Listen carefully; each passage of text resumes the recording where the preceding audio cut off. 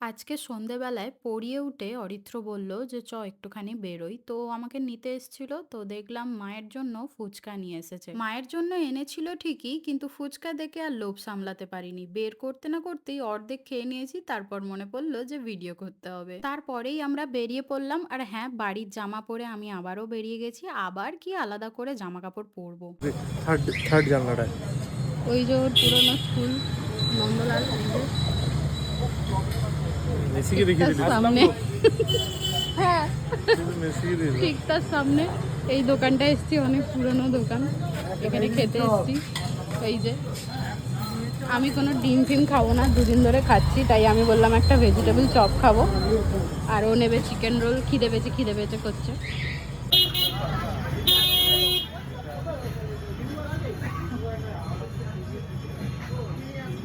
গরম। খুব গরম, ভালো খেতে। এই দোকানে আমি কোনোদিনই এসে খাইনি, এই প্রথমবার খেলাম। আর ভেজিটেবল চপটা ভালোই খেতে ছিল। ভেতরে বসার জায়গা আছে, আমরা বসেছি খুব সুন্দর পাখা হাওয়া খেতে খেতে খাচ্ছি। তারপর ওর এক চিকেন রোলটাও দিয়ে গেল, দেখে তো বেশ ভালোই লাগছিল। ওকে বললাম খেয়ে বল আমাকে কেমন খেতে। ভালো কিন্তু। আমরা ভিডিও করলে এত হাসি কেন পায় আমাদের আমি জানি না। যাই হোক, আমিও এক কামড় খেয়ে দেখলাম যে না, সত্যিই ভালো খেতে ছিল।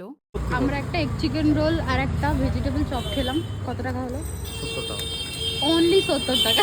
70 টাকায় Only 70 টাকা। সন্ধ্যেবেলার টিফিন হয়ে গেল আমাদের। আর এখন যদিও বাজে 8টা, বেশি কিছু খাবো না, বাড়ি গিয়ে রুটি খেতে হবে, তাই তো। অবশ্যই চলো। 10 টাকার ভেজিটেবল চপ আর 60 টাকার মাত্র এগ চিকেন রোল, এটা তো আমি শুনেই অবাক হয়ে গেছি। যাই হোক, খেতে কিন্তু খুবই ভালো ছিল। তারপরে এসছিলাম আমরা ঘাটে, আর বেরিয়েছি চা খাবো না, এটা তো হতে পারে না। Sure. চিয়ার্স টু চায়।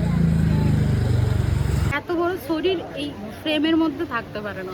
একে নিয়ে যে আমি কত স্ট্রাগল করি ভিডিও করতে, সেটা তো তোমরা দেখে বুঝতেই পারছো।